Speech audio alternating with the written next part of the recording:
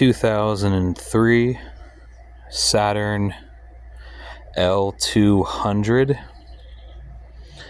This is going to be the inline fuel filter replacement. Now, first off, the normal off the bat question: where is the fuel filter located? The fuel filter is located on the passenger side, directly below the passenger side rear door, up beside the fuel tank.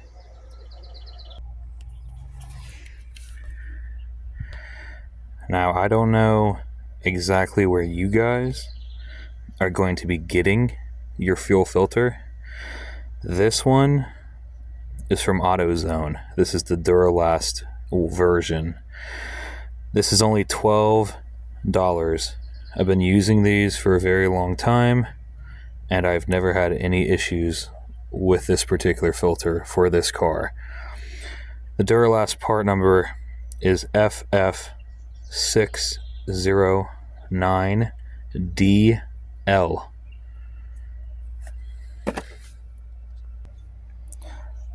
The only tools that you're going to need for this job, first off, this car does sit, considerably pretty low to the ground, so clearance could be an issue for you. So I would definitely work on this with it raised up in the air. It makes things so much easier for this car. I'd get you a floor jack and I'd lift this up. The second thing that I would get that you're going to need is a number 2 Phillips screwdriver. The third thing, now this is optional. There's 2 different ways that you could go about doing this. The first and easiest way would be removing the fuel pump relay, letting the car run until it just dies. And that's a good way to remove the built up, because this is pressurized, guys. And you're not going to be able to get these quick release clamps to come off when this is pressurized. So you're going to either want to pull that fuel pump relay, run it till it dies to get rid of pressure, or what I do sometimes, because it really doesn't matter, I take a little metal hacksaw blade for cutting metal, and I'll take this, and I've already done this filter, the new one's already installed, but what I do is, see that cut right there? I come in with this hacksaw blade and I'll put it literally right there. I'll just start cutting until I create a puncture, and then it'll start spraying, and eventually it'll completely just purge out and all the pressure will be gone.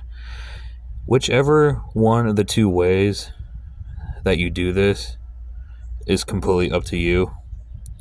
They both work, and then once pressure is out of here, you can remove your quick release push tabs for your fuel lines, because this car does have plastic fuel lines, in case none of you know that. So you're going to want to go underneath the car. As you can tell, that is the back passenger tire, and this is the jack. It's on the pinch weld. So when you come directly underneath and you literally look straight up, there's the fuel filter. It is literally beside of the fuel tank, like right beside of it. And if I can get in here, the only thing, like I said, is this little wraparound plastic bracket. It's literally just in with a Phillips head screw. And then your plastic fuel lines on both sides, there is an inlet and an outlet. Once you get the pressure out of this, you're going to want to push in these plastic white tabs and pull your line off on both sides. This will drop down, and you literally just do everything in reverse for the install. Also, this is directional. That is very important. Do not put this on flipped around the wrong way. If you can tell, on this back side, there's an engraving. It literally says out. You want this flat side going towards the front of the car. And you want the rounded side going towards the back of the car. And then you'll put in your new fuel filter. You'll push your lines on, make sure they click and lock into place, and you'll tighten your Phillips screw back in. And you don't want to try to immediately start it. You want to turn the key to the on position, to the run position, to engage the fuel pump to where it goes like woo. Then do that a few times till pressure's built up, and then try to start it. It should start right away. And then when it's running, you'll want to come under here and you'll want to watch this and inspect everything to make sure that you don't have any leaks. Your number one indicator that it's not done correctly, or that if you have a leak, is first off, the car is going to run like crap, like it has a misfire.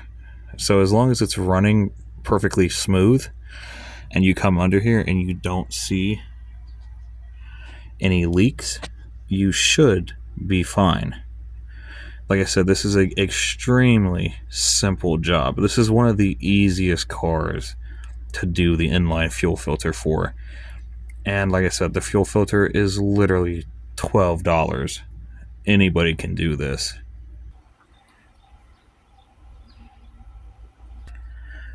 And that's literally it.